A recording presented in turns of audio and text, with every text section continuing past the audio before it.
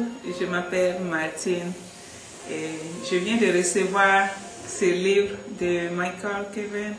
Et après avoir feuilleté quelques pages, je me suis retrouvée en Afrique pour quelques minutes et j'ai vraiment apprécié les photos parce que ce sont des photos authentiques, ce sont des photos à laquelle je suis habituée quand j'étais au Burkina, complètement différent de ce que je vois à la télé ici. Je ne vois pas un enfant qui est en train de pleurer. Regardez cette petite fille, comme elle est jolie, souriante. Les photos que moi je vois à la télévision ici, d'habitude, ce sont des enfants mal nourris avec un gros ventre, en train de pleurer pour de la nourriture. Et aussi, en lisant le livre, j'ai découvert quelques mots que j'avais complètement oubliés en Diola. Par exemple, pété, et je me suis rappelé que la boue, c'est pété, et ça fait peut-être 10 ans que je n'ai pas employé ce mot.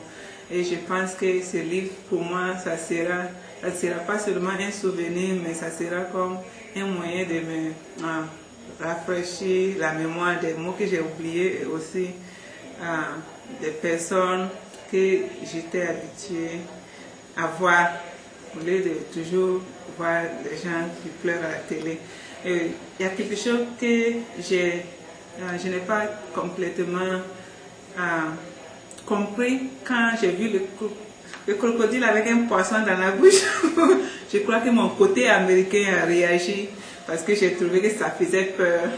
Peut-être au Burkina, je n'allais jamais trouvé ça effroyable, mais ici, ça m'a fait peur. Je ne comprends pas pourquoi le crocodile va avoir un poisson dans c'est la gueule ou le museau, je ne sais plus, mais dans la bouche, et quelqu'un va manger ça.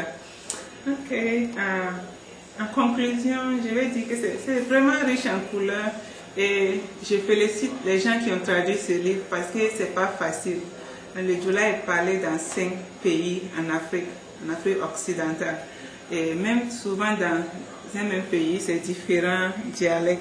Donc, en lisant, j'avais quelques difficultés, mais quand je relis et je vois la phrase en français, ça me permet de comprendre ce que les traducteurs ont voulu dire. Donc, bravo à ceux qui ont traduit le livre, bravo à Café pour les jolies photos. Si on pouvait montrer ça partout dans les chaînes nationales ici, les gens vont voir un autre aspect de l'Afrique qu'on ne voit pas ici.